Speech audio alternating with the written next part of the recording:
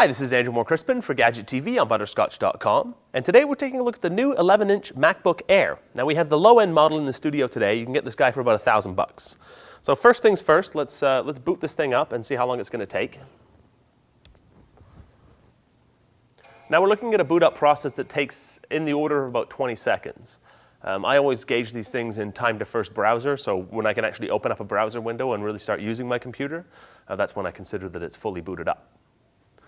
So you can see there, we get our home screen pretty quickly, and we're into a browser in just about 25 seconds.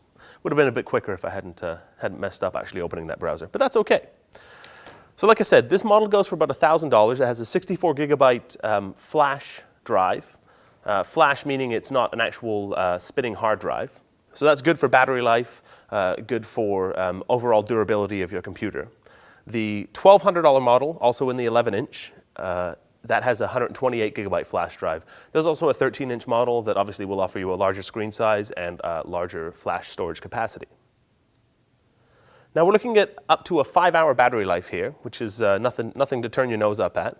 And it really is the first kind of effort by Apple to have what we'd actually class as a netbook. So it basically meets the netbook criteria in all but one category, that one category being price. So the de facto definition for a netbook is something that's under about $500.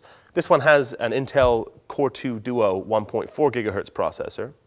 We have 2 gigabytes of RAM, and like I said, a 64 gigabyte flash hard drive, and an NVIDIA 320M graphics chipset. So what we're looking at here is a 16:9 widescreen, which is really perfect for when you're watching videos on your notebook.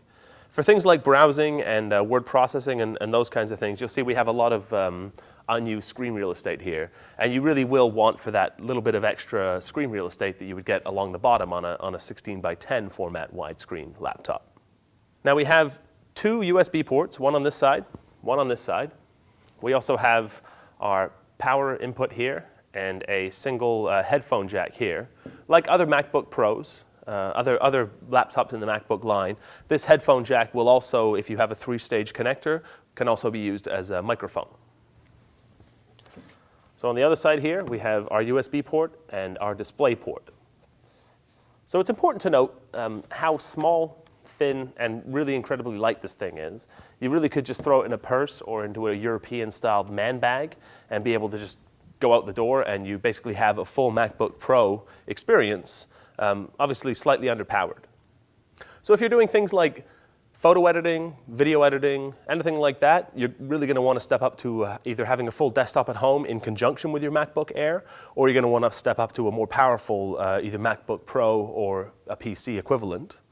However, for people who are just, writing or web surfing, sending and receiving work emails and those kinds of things, what we class as light use, you really might have something that you can use both at work, at home, and when you're on the road. So that's a quick look at the 11-inch MacBook Air. For Gadget TV, I'm Andrew Moore-Crispin. For more sweet stuff, visit Butterscotch.com.